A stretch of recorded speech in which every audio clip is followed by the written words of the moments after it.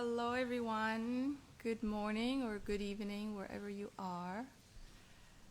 I am going to be calling in David so that we can talk about evolutionary nutrition and how the different nutritional philosophies and ways of eating, when are they applicable?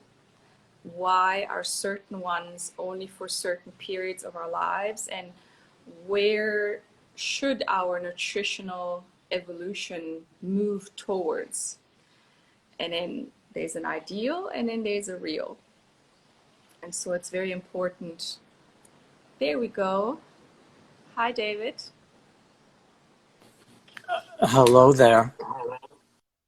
Hi, David. Good morning. Good morning and good evening to you. Yes, that's right. We are on the edge of a hurricane here. I hear. Yeah. Yeah. How are you this morning? Very good. Just Good. finished a beautiful practice and feeling very centered, and yeah, excited to bring out this knowledge in this discussion, because I feel there's a lot of talk about nutrition, Mm-hmm.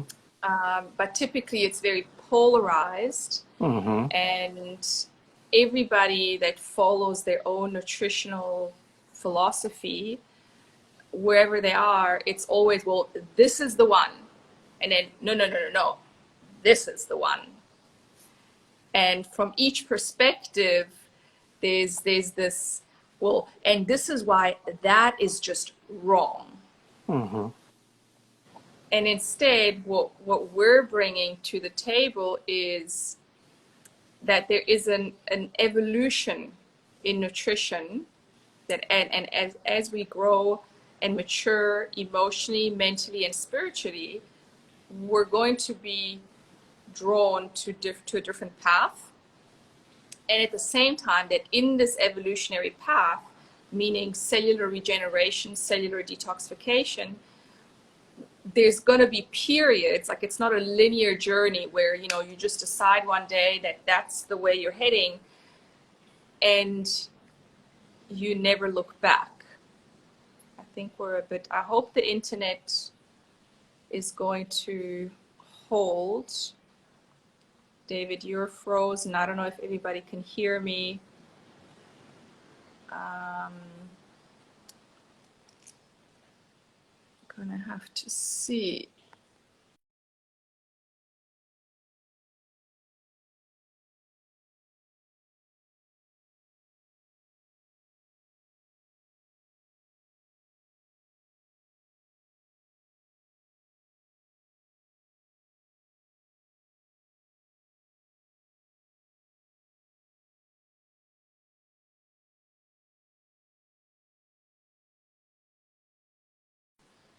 Okay, let's see if oh yes. I had to change the internet. Hopefully this will hold. All right, I'm back. Okay. Yeah, I had to switch the Wi-Fi. Hopefully this will hold. So yeah, anyway, so we want to present to you, the listeners, what do all these different diet mean. So maybe I'll let you dive in, David. Sure. Can... First, I want to ask you, on my screen, I'm getting all the information of people who are joining. Is there any way to clear this screen, do you know? I don't think so. Okay, so it's fine. It's all good. So, well, it's certainly true that there are many different diets, and there's always a principle, or rather a philosophical backing to the different diets. And depending upon often what tends to be a philosophical construction leads to justification of a particular diet. Diet, there are two types of diets, basically. One is food. It's how we live. There is the diet, which is the prescription for a healthy living if you are healthy, to maintain your state of being. And then there are therapeutic diets. Now, this is where it becomes interesting and conflictive or misunderstood. As you and I have discussed before, a therapeutic diet is not meant to be a permanent diet.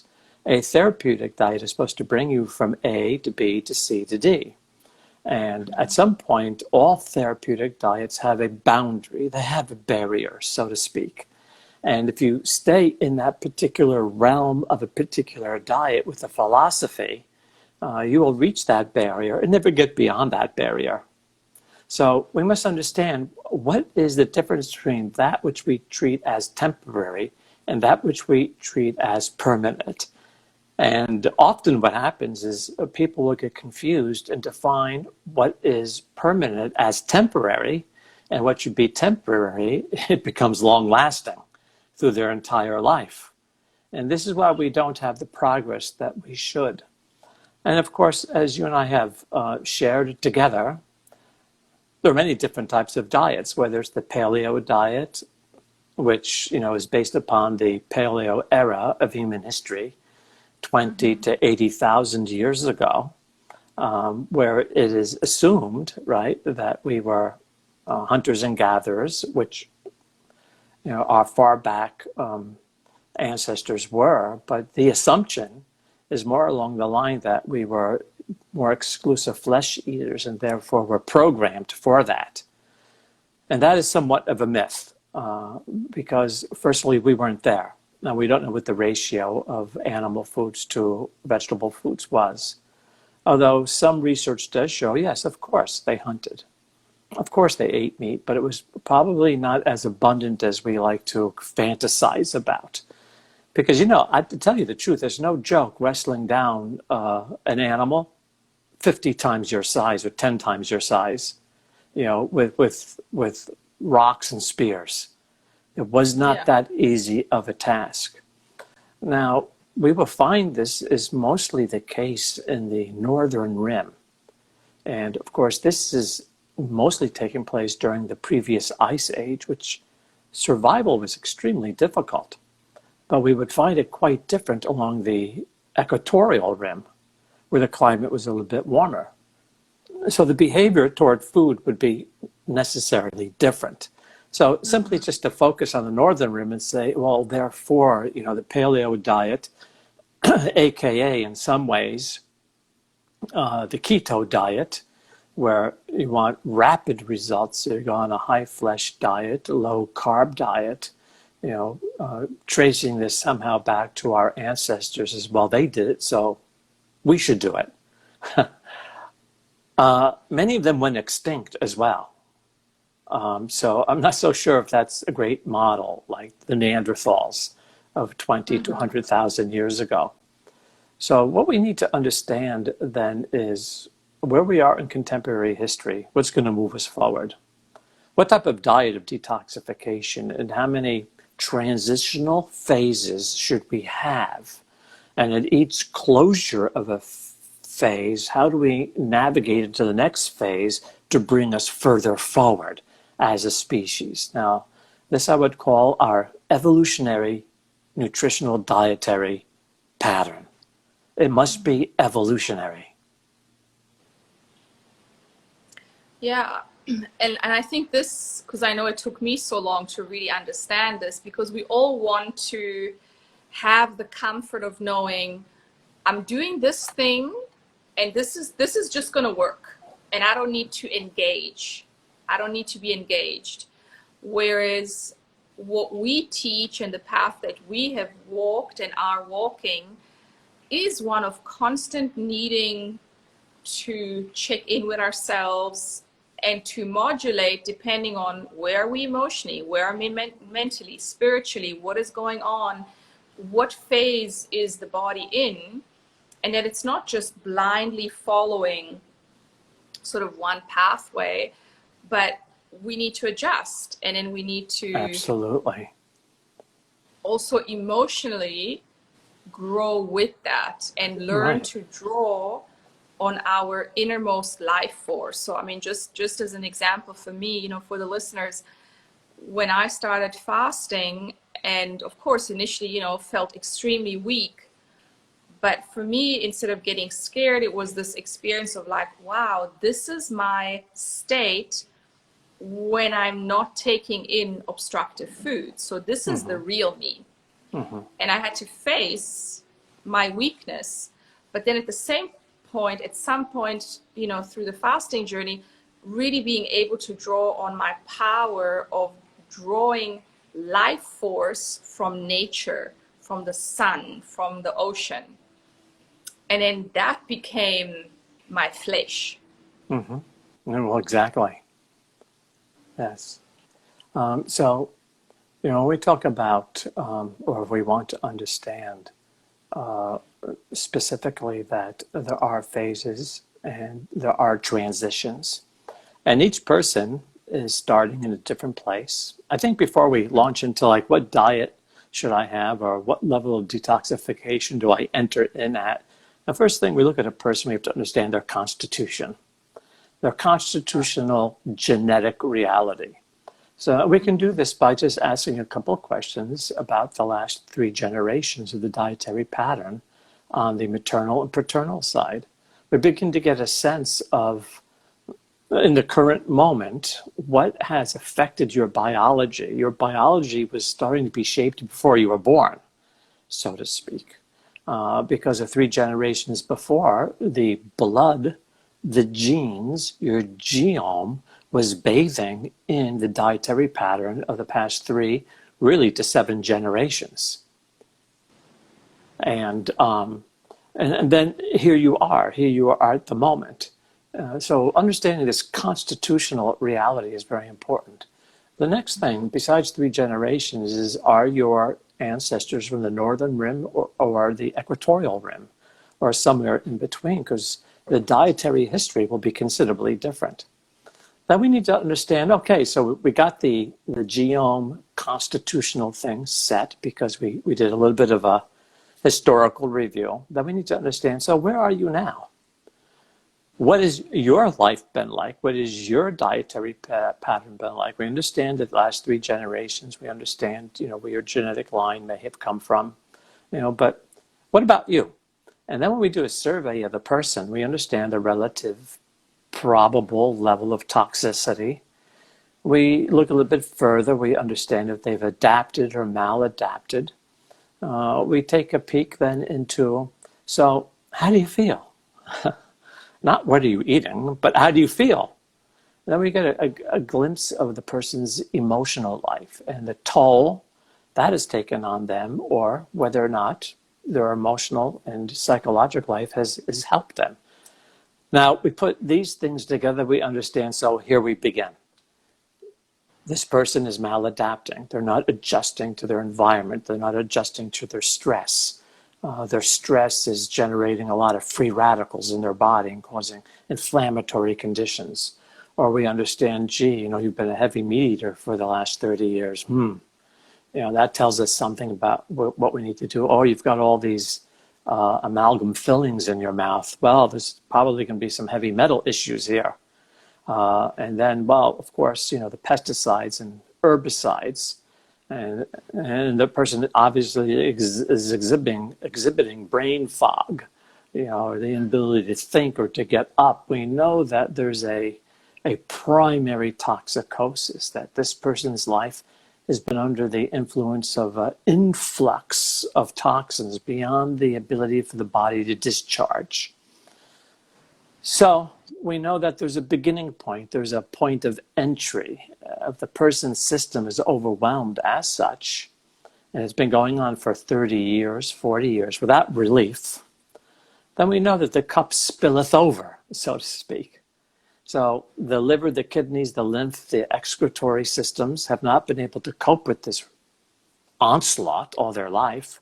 So it goes a little bit deeper into the body, as we have discussed, into the connective tissue, starts to affect the immune system that's scattered throughout the connective tissue. And if they have symptoms of what we might call is borderline or straightforward outward illness, then we know that the inside the cells, are not functioning properly. So now we have 3 levels of toxicosis. Primary, the immediate influx. Secondary, connective tissue, immune system, liver overwhelmed beyond the capacity of the kidneys and the liver to excrete. Then it's going to go deeper. It's going to bombard cell membrane and boom, right on inside the cell. So wisdom would tell us if this person's system is overwhelmed on these 3 phases, we're not going to launch them into extreme detoxification. We're going to ease them in transitionally, right? This is really the best way to approach it. So, and when we talk about the different diets, sure, there's the meat-eating diet, fish-eating diet. The question is then, how many vegetables are you going to add? How many raw foods and roots and fruits are you going to add? What products are you going to add to assist the liver and the kidneys to detox? What chelates are you going to use to deal with heavy metals, right? So this all becomes important. As you and I have discussed, many people of this school of thought just radically change, cut everything out, and do your 20-day fast, go on exclusive fruits, and everything's going to be fine. Maybe for some, but I have found, moreover, that that's not the case. Going from one extreme to the other constitutes a relative shock to the system. Does that make sense? Yeah, 100%. And that's why the whole transitional phase, or like we said, sometimes for certain people, depending on where they find themselves, a period of a ketogenic diet could be life-changing because it's already taking them out of a highly toxic and sort of fake food way of eating into something that is going to stabilize and is going to start to allow the body to get rid of toxicity and kind of come to a more regulated way of performing. But then, and then of course people see the results and then they stay there. Right.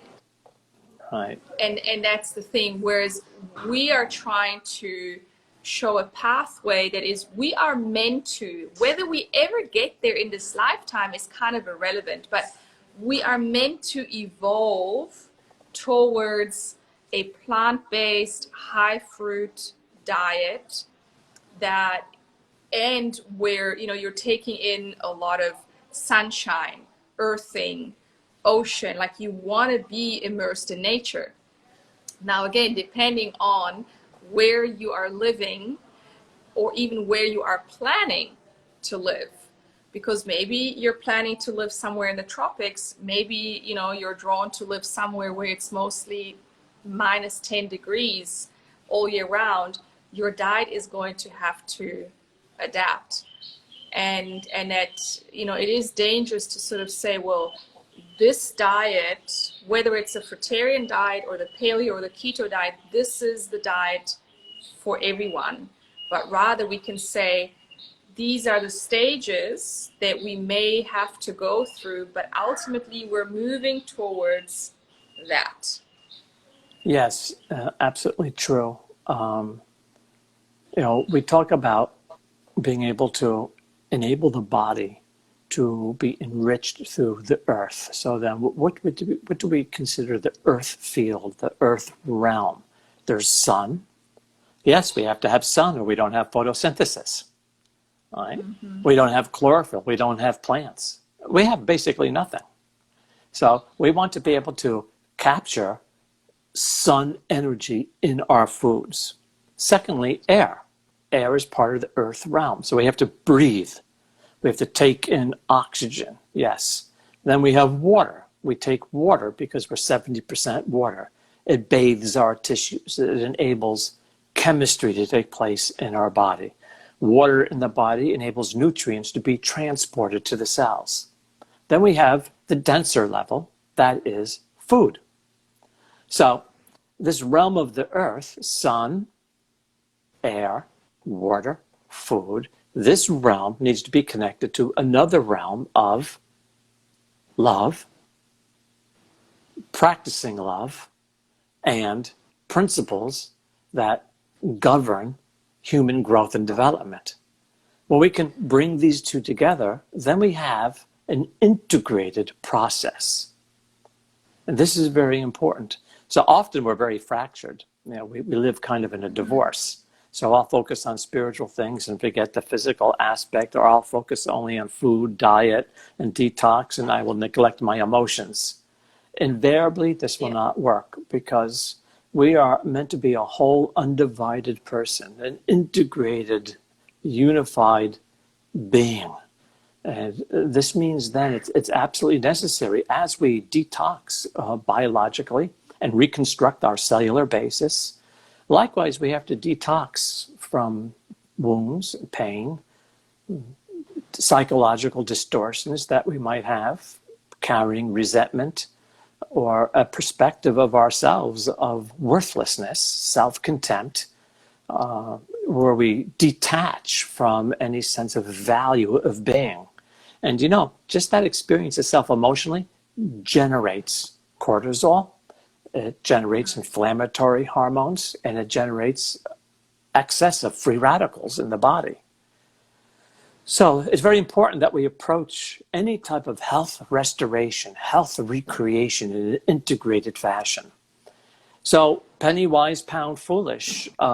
I don't in any way discourage people in terms of if they have to do a keto diet for a while, rapid loss weight because they're at risk of a coronary. That could be. I understand it. But to continue that is going to have consequences, because a high protein diet does affect the liver. It does cause calcium leaching from the bones, as well as when you have all that animal flesh, naturally, what? It's going to decompose in the intestines. It's going to produce bad bacteria. It's going to produce toxic chemicals, which will affect the lining of the intestines. And it's already been established that this can be a path to carcinogenesis, leading to potential cancer of the colon. So that's why penny wise, pound foolish. Temporary, but let's get out of the temporary into what's supposed to be more the norm, which is the permanent, which is plant-based, or transitioning more toward vegan eventually, when you're ready emotionally and when you're ready biologically. Does that make sense?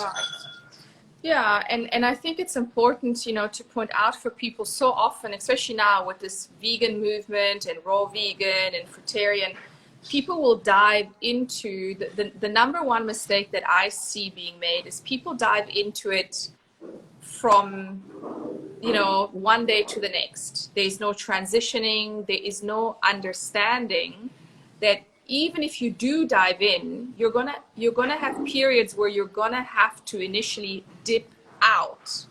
Mm-hmm. And that doesn't mean that the vegan, high fruit, or raw vegan diet is wrong. It simply means that your body needs adaptation, and then it depends. Are you doing it systematically and correctly? Meaning, are you gradually from the bottom up healing and regenerating your body, which means first you strip it of toxins and then you slowly regenerate and rebuild, which is going to be a back and a forth thing, because the body doesn't work in a linear way, and because we don't only have the physical to contend with, but we also have the emotional, the mental, the spiritual. That's right. And what I see happening so often is people will begin the journey of detox, or because not everybody comes to veganism, plant-based, because of detox. Some come from, a shifted belief system or an idealism, and they get into it 1 year, 5 years, even 10 years. And they but their body starts to deteriorate and deplete because they're not correctly regenerating, because they're not addressing the emotional, the trauma that is stored in the body, that's generating cortisol, that's generating inflammation. And so at some point, their health goes downhill, And then the diet gets demonized. And then generally, this is such a pattern. Then they find, well, wait, everybody's talking keto nowadays, keto or paleo. Of course, that's the way to go. So then they try the keto. They feel amazing because, of course, fat, we must understand, insulates. So when you have a lot of inflammation, a lot of toxicity, the fat, it doesn't resolve it. It doesn't. It insulates it. And, well, that's and absolutely. body, It hides it, but it's still there. It's still there. The inflammation. Yes. Inflammation can have consequences later. Yeah, and sometimes it takes, like we said, because so often, David and I, we discuss, because of course I also, look at all these examples and I go, okay, but hang on, they weren't thriving before on a vegan diet. Now all of a sudden they're on a ketogenic diet, and now they're thriving. And, as a practitioner, like, I'm not attached to any particular way of eating. For me, it's what is the truth. I want to know the truth. And so discussing this with David, who obviously has been on this path for 50 years and has a lot more insight and experience with this, and then as you explained, it's like, no, hang on, explained and confirmed what I was feeling, that, well, when people thrive, it's simply because their body gets to have a break and because they're able to integrate. It's not because that is the final answer. And at the same time, sometimes when we have allowed our bodies to deteriorate and our emotions and nervous system to deteriorate for many, many years, sometimes we need to take a break from our vegan path, and we may need to integrate a little bit of animal products, but not because animal products are healthy or better. It's because we have weakened to the level where we need that support to kind of give us a new cushioning, and then we can dive deeper. Well, that's absolutely true. And this is where I've had disagreement with some of my vegan friends or vegan teachers or counselors, that you can focus on the ideal and put a person in an ideal diet. Ideal diet is meant for ideal circumstances. Okay, so we need to differentiate again in terms of where is the person in reality, what is proper therapeutics for that person, where they are, and transition them forward. I am a person who is totally devoted to ending cruelty to all sentient beings. That's the way that I live. I don't purchase leather. I don't eat meat, haven't for 50 years. But I must understand that that is the definitive decision that I made 50 years ago. And we must also consider that if a person starts when they're 18 or 22, the body may be able to adapt faster to detoxification. It might have the ability to cleanse in terms of the liver and the kidneys and the excretory systems not being as depleted or as weakened, as opposed to a person 40, 50, or 60. So we must use wisdom in approaching an individual. We must understand that there's the ideal, and we want to get toward the ideal. Yes, we must get toward the ideal of earth peace, which means we make peace with the earth and the elements which are supposed to comprise our body. But to get there is a path of restitution, it's a path of recovery, it's a path of recreation of ourselves. Then this begs the question, okay, got it, recreation. How do we recreate ourselves? This is where we must understand that, as you brought out before, certainly true. It's not linear. We just don't heal straight up.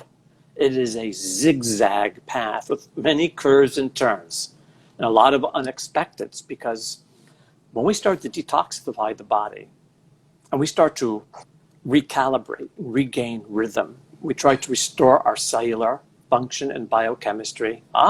here's what's going to happen. Is the mind is going to respond, the spirit is going to respond, the soul is going to respond and go, what are you doing?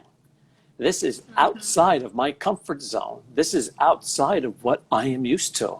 This is outside of what we have defined as normal. In other words, the brain, the intellect, the cognitive says, what's going on?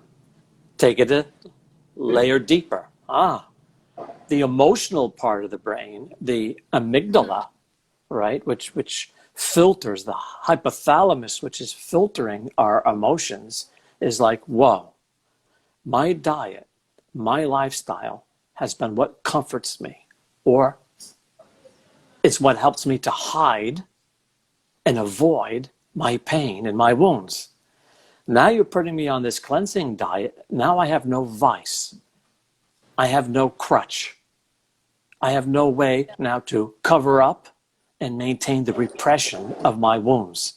So now, when you take away immediately, like that, the person's pattern of life, you're going to have to necessarily then deal with what surfaces emotionally, what surfaces psychologically, which has been otherwise kept at bay.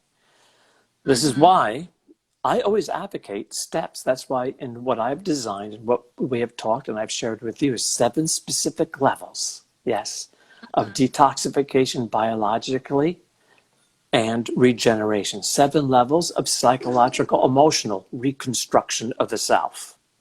These must fit together in harmony with each other. This assures a greater success rate, long term, that is.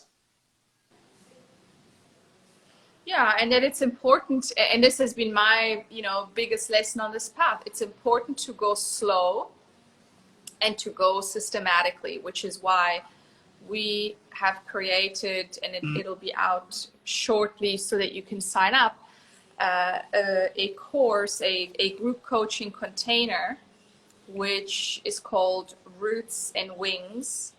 And it's all about, teaching you to systematically build the foundations of your health, and mental, emotional, physical health through the correct protocols and the correct blueprint, so that you know where you're going, where you're at, and instead of getting stuck in believing, oh, this is it, no, each moment is it. Each moment is it. Right. But you don't stay there.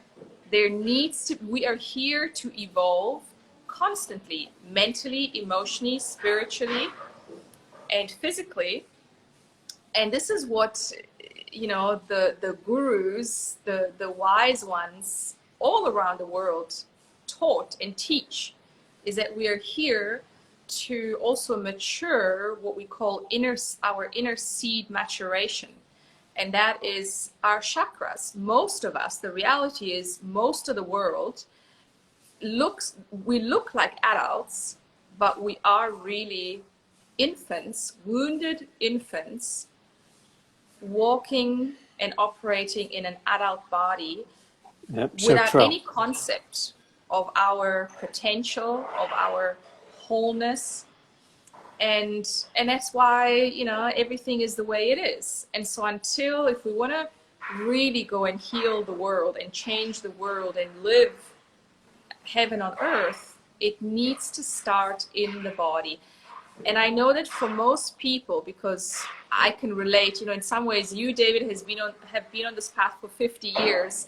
I've only been on this path for 7 years. So I remember what it was like before starting this.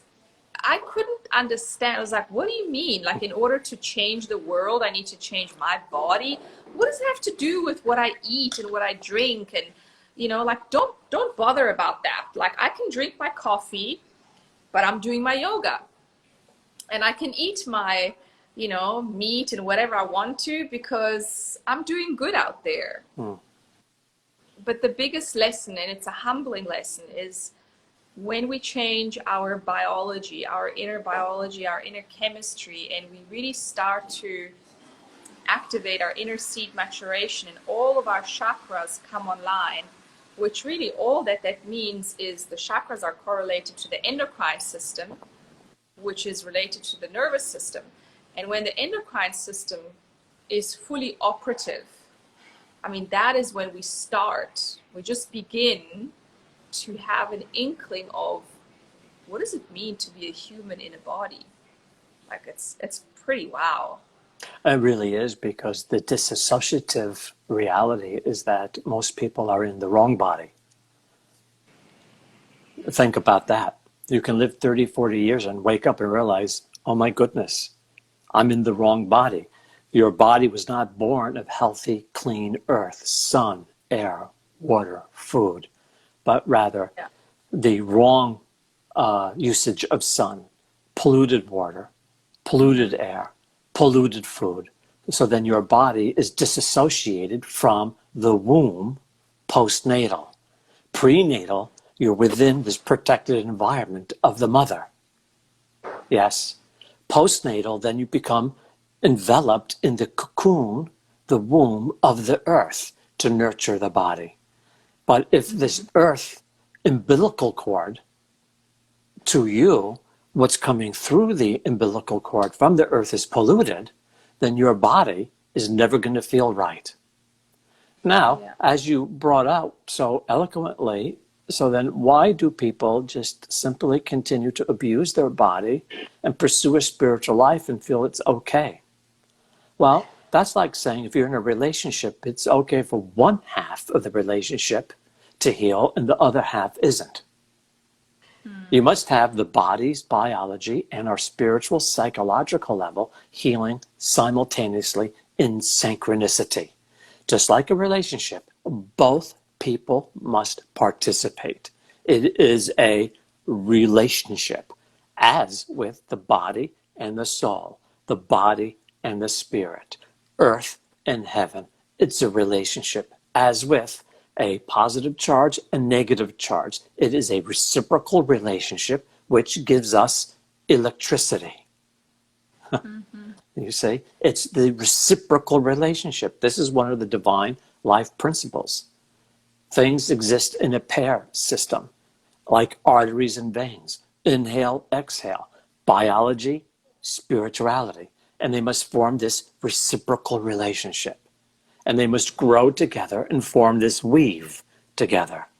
This is our evolutionary process, which we must pursue, not the legacy of the fractured self, where the body goes one way, the spirit goes another way. You'll never be at peace with that kind of formula. It just simply doesn't work. How do we know it doesn't work? Look at our history of our species. Sadly, it's self-evident, so this is really the time for a new beginning. In an Aramaic language, an ancient tongue of 9,000 years, the word is Yelid Min Derish, means rebirth yourself from the original origins and fire, sun, air, water of the earth and of the spirit. We are to return back into the cradle, into the womb, to be regenerated again. This is, as I see it, and as you and I have shared together, is the path forward. Not to get locked down on keto, paleo, or whatever diet. We must understand where we are, where the vision and the goal is, and construct a road to be able to get there. Yeah, and in closing, I would like to, point out when you say to me, a lot of people, a lot of us are in a place where we have become so deeply degenerate on a mind, body, emotional, spiritual level. The disconnection is so deep that when we begin to reconnect by exposing ourselves to nature, by eating the natural foods, a lot of the bodies, it's like what's natural and good is recognized and seen and experienced as poison, as evil. Mm-hmm. And I'm seeing this not just on a detox physical level where people, are reacting allergically to fruits and vegetables and all they can handle is fat and meat. And they don't understand that there's a problem. It's okay. We can wean off and it's okay to walk that path for a while, but we can't stay there. But I also see this on an emotional and mental level where when the good comes, the good that is in the world, because yes, there's a lot of darkness, a lot of distortion in the world, but there is an equal, if not greater amount of incredible beauty, light, goodness. Mm-hmm. It's there. Whether you see it and experience it or not, it's there.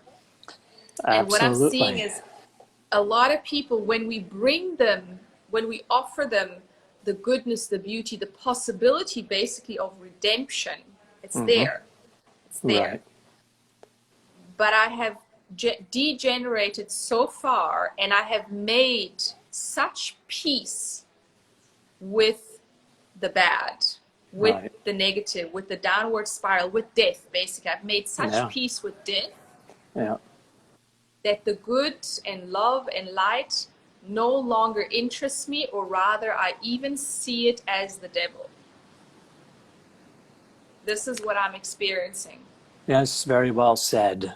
In other words, we adapt downward as opposed to adapt evolutionary pattern of going forward in terms of our healing.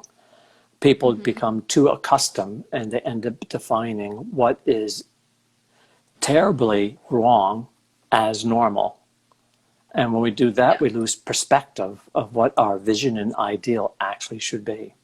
Our species is very deeply wounded emotionally. And we must face these wounds. We must not run from them. And we must remember to those who are struggling, to those that are suffering, to those that are in conflict, to those who are struggling with their body, struggling with their mind, struggling with their very existence, it's this. The force of healing and true heart, the regenerative power of the earth far exceeds that of the degenerative forces. Simply one must enter into it and be reconceived of these forces. So it's a matter of what we decide to align ourselves with. It's so easy to feel, oh, I can't do it. I've never have been able to do it. That's mm-hmm. part of the problem. That type of thinking has to stop. The greatest force on earth is in the beginning a divine force created. Not a dark force. The dark force did not create. We adapted the dark force, dark teachings, pollution. We created the wounding. We brought trauma into human relationships. We brought violations of divine life principles into existence. The original world, the conception of the universe, this quantum force that bursted, still exists, and it resonates in all of creation. That's mm-hmm. where we must connect to, because that is the force that exceeds the force of demise. This is where we must go. We must realign ourselves within the beginning, the Yilid Mindrish, that quantum force which has entered into all of creation. That is the proverbial womb to enter back into, to shed the old and to be born anew and reconstructed and recreated. Then, and only then, can we have the foundation for earth peace. True heart, true love, true body, integrated together, boom, peace. It will take generations, so it's good we get started now. Yeah. It is, and to not get lost. It is so easy to get lost in many other distractions, that are all lovely and that feel good. Yes. And they are good, but they're not they're not it. They're not Yes. what actually is going to get us there. And, I just want to respond to one comment. Maybe I didn't read it fully correctly, but I read something like moderation is everything. No, it's not about moderation. Because on this path also, it is so easy. People go, oh, well, the interpretation, because we cherry pick all the time. That's And we right. go, oh, yeah, we have a little bit of this and a little bit of that. Yeah. That's not what we're saying. We're saying Totally agree. that, yeah, you need to see where you come from. So as an example, if you've been a heavy coffee drinker, you've had 5 cups of coffee every day for the last 30 years, are we going to tell you to come off coffee from one day to the next? No. Are we going to tell you for now, 1 cup of coffee a day is okay? And you probably need that as a bit of that poison to kind of not, tilt you over the edge and give you terrible detox symptoms. But then we're also going to support your nervous system, your adrenals. Right. We're also going to slowly teach you how to use coffee substitutes that taste, because you're going after the taste and the stimulation. And we're going to support you emotionally to acknowledge that you've never acknowledged your weakness. And that takes strength to acknowledge your weakness. The strong person humbles themselves and admits, I am in need. The weak person says, I have no needs and I can do everything by myself. Mm-hmm. So what you're saying really is so important. Balance, what is that? Compromise. That's like saying, let me flirt with my saboteurs. Yeah. Eventually we break away from this co-addictive relationship. But to say that it's balance or to allow a certain level of compromise, that's like accepting a comfort zone, which evidently is not working. Mm-hmm. So when we reach these barriers of choice point, am I going to let go of more or not? Am I going to hold on and hoard and stay perpetually married to my saboteurs? Or am I going to begin to separate so I can become a true person? At that crossing point, we have a choice point. If we make the right choice, that becomes a turning point. A crossing point, choice point, turning point in our life. It works in that order. Everybody in life, unquestionably, will have a crossing point in their life. Everyone. The universe will present to you opportunity. Then we have a choice with compassion.